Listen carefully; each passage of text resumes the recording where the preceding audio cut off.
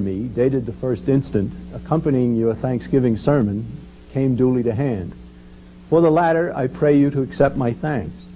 I have read it and the appendix with pleasure, and wish that the latter, at least, could meet a more general circulation than it probably will have, for it contains important information, as little known, out of a small circle as the dissemination of it would be useful if spread through the community. By the early 1800s, both in Europe and in America, the Illuminati retreated and went more deeply underground. But Yale University President Timothy Dwight had warned of the Illuminati's presence in 1799. And in 1920, Professor Vernon Stouffer of Ohio's Hiram College supplied many details about the Illuminati's threat to America prior to 1800 in his book, New England and the Bavarian Illuminati. Numerous modern historians insist that the Illuminati, having been exposed and challenged, completely disappeared. But there is strong evidence that the Italian Carbonari continued to advance the plot in Italy. Formed around 1810 in the city of Abruzzi, the Carbonari derived its name from the practice of charcoal burning in that Italian city. Meeting in the marketplace, its basic unit became known as the vendita, the word whose root gives us the English word vendor. The highest lodge of the Carbonari, known as the Alta Vendita, stated its goal in 1818. Our final aim is that of Voltaire and the French Revolution, the destruction forever of Catholicism and even the Christian idea, which, if left standing on the ruins of Rome, would be the resuscitation of Christianity later on. The work which we have undertaken is not the work of a day, nor of a month, nor of a year. It may last many years, a century perhaps, but in our ranks the soldier dies and the fight continues. In 1827, a young firebrand named Giuseppe Mazzini was welcomed into the Carbonari. Only 22 years old at the time, he eventually parted with the Carbonari and rose to an even higher place in the overall conspiracy. He formed the group known as Young Italy, which later merged with the Carbonari. In time, other nations had the misfortune of having similar groups formed within their borders. Young Poland, Young Germany, Young France, Young England, Young Ireland, and Young America. Mazzini went to London, where he teamed up with Karl Marx and then helped to foment a revolution in Italy in 1848, the year when revolution ravaged most of the nations of Europe. And France's Louis Napoleon, eventually achieving power in 1852 as Emperor Napoleon III, was so heavily involved with the Carbonari that he was actually known as Carbonaro. Much was eventually learned about the Carbonari and its Alta Vendita through publication of a book authored by Monsignor George Dillon, a Catholic priest in Scotland. An intense student of the entire conspiracy, he was ordered by church authorities to assemble his lectures about the subject into a book. Published in 1885 as The War of Antichrist with the Church, the book spread his startling information far more widely. Monsignor Dillon supplied some important details about Weishaupt's retention of control of the diabolical plot after relocating to Gotha. Weishaupt, after being deprived of his professorship in Bavaria, found an asylum with the Prince of Coburg-Gotha, where he remained in honor, affluence, and security until his death in 1830. He continued all of his life the chief of the Illuminati, and this fact may account, in large measure, for the fidelity with which the Illuminati of the Revolution, the Directory, the Consulate, the Empire, the Restoration, and the Revolution of 1830 invariably carried out his program of perpetual conspiracy for the ends he had in view. It may also account for the strange vitality of the spirit of the Illuminati in Italy, Switzerland, Germany, and Spain, and of its continuance to our own day. Monsignor Dillon claimed that the Alta Vendita of the Carbonari was, quote, the immediate successor of the inner circle of Weishaupt, end quote. He further claimed that the first leader of this Italian creation was a corrupt nobleman who took the name of Nubius and died mysteriously in 1837. Perhaps the most dramatically relevant portion of this important work is its publication of the detailed plans of the Alta Vendita conspirators to send their people into the Catholic Church. By doing so, they expected to gain influence over the Catholic people and to neutralize the Church from within. The permanent instructions of the Alta Vendita to its members contained the following passage: "Let the clergy march under your banner in the belief always that they march under the banner of the apostolic keys. Lay your nets like Simon Bar-Jonah. Lay them in the depths of the sacristies, seminaries, and convents rather than in the depths of the sea." A leader of the Carbonari, who used the name Piccolo Tiger, added his own instructions to those already given. He wrote, "The conspiracy against the Roman See should not confound itself with other projects. It is of absolute necessity to decatholicize the world. Let us not conspire except against Rome." We now come to another important element in the conspiracy's continuation, the creation and rise of communism attributed to Karl Marx and Friedrich Engels. Marx was born in 1818 to a middle-class German family. He went to the University of Bonn, where he distinguished himself by being expelled for drunkenness. He would have been right at home in many American universities. He moved to England, where the Industrial Revolution had lured many citizens from the rural areas into the cities. Because there were more job seekers than jobs, conspirators exploited the ensuing unrest. Marx teamed up with another aspiring revolutionary named Engels, and the two became deeply involved in subverting the existing order. Spouting the revolutionary ideas of Voltaire and Jean-Jacques Rousseau, the two philosophical heroes of the French Revolution, they developed a reputation as willing servants of conspiratorial planners.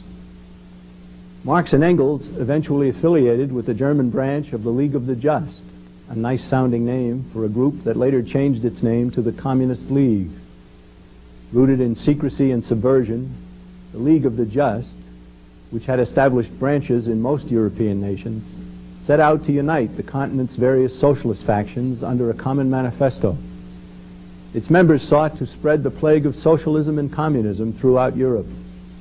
Their goals coincided completely with those of the Illuminati, and it is believed by some historians that the League of the Just was an outgrowth of the Illuminati of 1776. The task of writing the desired unifying document for Europe's socialists fell to Marx and Engels.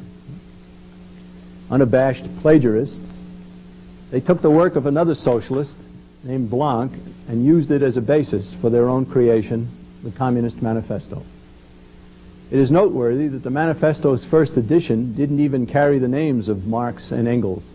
Actually, they were relatively minor players in a much larger and more sinister production. Here is a copy of the title page of the manifesto's first edition, which mentioned neither of its authors. It was later decided by the conspiratorial elite, in keeping with a practice both before and after Marx, to glorify him as one of history's great thinkers. He was instead one of its great haters. Our John Birch Society edition of the Communist Manifesto carries an additional preface written by Engels in 1888, the 40th anniversary of the document. In it, Engels stated that he and Marx had thought at first to label the document the Socialist Manifesto, but didn't do so for two reasons. One, there were quacks running around calling themselves socialists with whom they didn't want to associate. And two, socialism was perceived as a middle-class movement seeking slow change, and they preferred that their style of revolution be perceived as coming from the working class. Nevertheless, the manifesto has always been claimed by both socialists and communists as theirs. It certainly qualifies as an extension of the diabolical plans of Weishaupt's creation in 1776. Both Marx and Engels are precisely the type of individuals the Illuminati sought to use and then perhaps welcome into one of its inner circles at a later date. What Marx and Engels gave the world in 1848 amounted to replacing God with reason and religion with the worship of nature. A close study of what Marx produced shows that in addition to being the father of communist-style socialism, he is also a progenitor of the extreme environmentalism that makes Earth a god while attacking the very concept of private property. The text of the manifesto boldly states, "The theory of the communists can be summed up in the single sentence, abolition of private property." In succeeding pages, the document seeks abolition of the family, ending what it scoffingly refers to as the hallowed correlation of parent and child, replacing homeschooling in favor of state-run education, abolishing the institution of marriage, eradicating countries and nationalities, and terminating all religion and religious-based morality. All of these goals of Marx are being implemented in our nation and elsewhere. The manifesto then lists its famous 10 planks, all of which have been partially or completely fashioned on our nation in the 20th century. To take total control of a nation, Marx called for land controls, a graduated income tax, abolition of the rights of inheritance, centralization of credit and banking, which has been accomplished via the Federal Reserve, even supposedly free education in government-run schools. It ought to be obvious to anyone that our nation is being made over into a Marxist state. Americans who have been persuaded to favor the various elements of Karl Marx's program aren't necessarily determined communists or socialists, but they have been infected with communist and socialist thinking, oftentimes without even realizing it. And though only a few of our legislators and government officials have ever been communist or socialist conspirators, many are the go-along to get-along types who will do anything to retain their exalted positions. A conspiracy counts on using the energies and talents of such individuals. This is how a conspiracy can accomplish its goals with so few actual conspirators. The revolutionary program compiled by Marx and Engels soon infected most of Europe, and our nation was certainly not spared. The conspiracy that had spawned communism and socialism also gave rise to nihilism, anarchism, syndicalism, and other isms, all of which ultimately lead to power over all in the hands of a very few. As in other countries, groups advocating socialism, communism, nihilism, and anarchy were formed here in America. Following the lead of the Illuminati, many sought to tear down the existing order prior to seizing power. In 1886, a remarkable and horrifying incident occurred at the famous Haymarket Square in Chicago. Revolutionaries had made a practice of congregating in the square to recruit and to preach their poison to the crowds. The authorities knew that some of these characters were dangerous, so there were always plenty of police officers on hand. On a particular day in 1886, revolutionaries took stations at the outer edge of the crowd, and on a given signal, they opened fire on and hurled hidden bombs at the police. 7 policemen were killed, and 68 were injured, some so seriously that they were never able to work again. Captain Michael Schack of the Chicago Police Force investigated the incident and spent the next 3 years learning what had really transpired. In 1889, his monumental book, Anarchy and Anarchists, concluded that the incident was a step in a carefully orchestrated worldwide plan. He wrote, "In London, there are all the factors for the most dangerous mob the world can produce. In France, the Commune is stronger than ever it was, and the Red Terror may appear with every turn of the whirligig of politics. In Spain and Italy, the socialists are busy, while in Germany and in Russia, a crisis is at hand. Let none mistake either the purpose or the devotion of these fanatics, nor their growing strength. This is a methodic, not a haphazard conspiracy. The ferment in Russia is controlled by the same heads and the same hands as the activity in Chicago. There is a cold-blooded, calculating purpose behind this revolt, manipulating every part of it the world over to a common and ruinous end." Yes, indeed, a methodic, not haphazard conspiracy leading to a common and ruinous end. Captain Schack's book is important testimony about the existence of a worldwide conspiracy, even here in America, for the establishment of total power. The conspiracy didn't die when Weishaupt went to meet his maker, nor did it die when Marx passed away.